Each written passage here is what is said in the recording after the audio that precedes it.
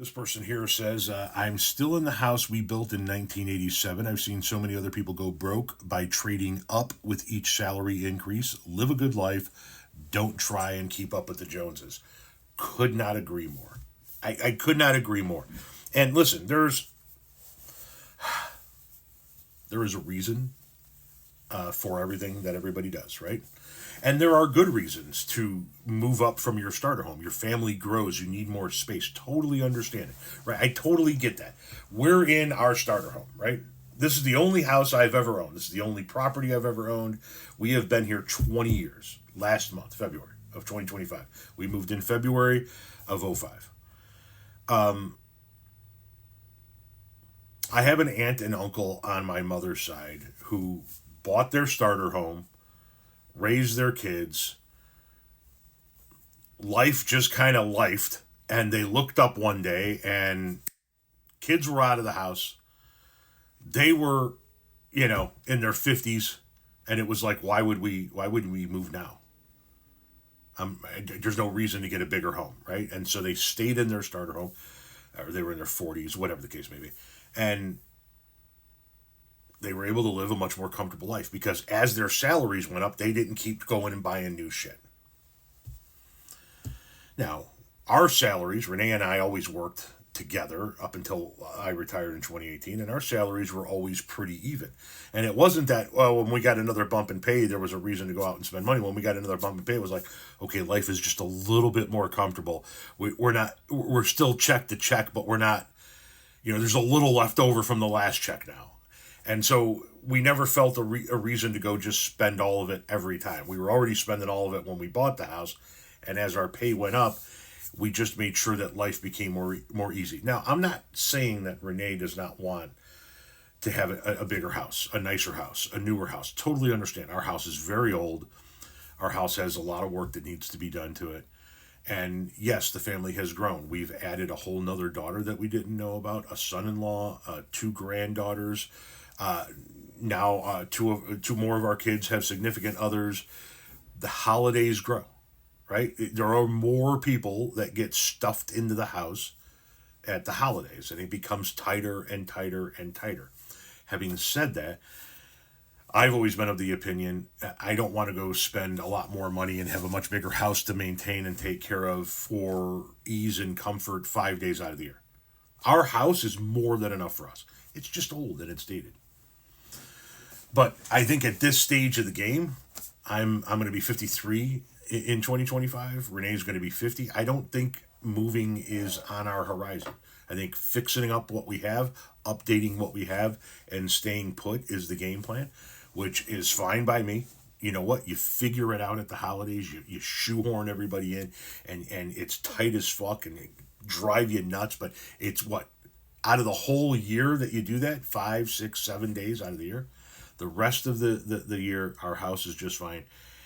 And I have somewhat of a different perspective than a lot of other people in that I grew up in an absolute fucking hovel, a shack of a home. We weren't broke. We were fucking broke. And ultimately, I went on in my early 20s to live in a tent for about 3 years, 2.5 to 3 years, traveling around the country. And then settled down with my wife and had an apartment for a little while, and then we bought this place. And for me, and this is just me, the fact that I have an 1,800 square foot-ish, roughly, an 1,800 square foot, 4-bedroom, 3.5 bath house with a basement and a yard and a fence and a shed. I feel like the fucking king of the world. I feel like I've hit the fucking lottery, man. When I was a kid, I never imagined being able to own a house. When I was in my early 20s living in a tent, that's never going to happen. The fact that I had, is it nice? No. Do I have the big foyer? No. Do I have the big kitchen with the island? No. Do I have a dedicated guest bathroom where guests could go to the bathroom where it doesn't have our shower and things that, no. Don't care. I love my fucking house. I hate it and I love it all at the same time. I hate it because it's got a lot of work that needs to be done to it, but I love it. I raise my kids here. I talk about it all the time. The door jamb of this office, which was originally the second largest bedroom in the house. Now it's the third largest bedroom in the house, because we converted our garage.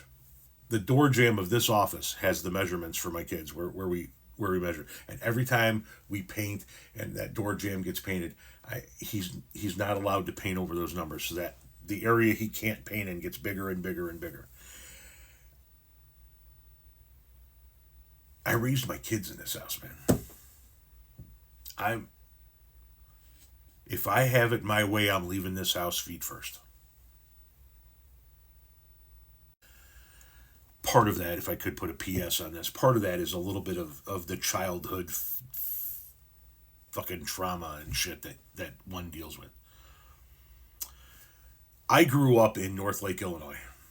I went to school in Addison, Illinois, because of a fucked up scenario where my parents had to drop me off at my grandparents' house at 5 o'clock in the morning so they can get to work. And so I went to school a couple towns away.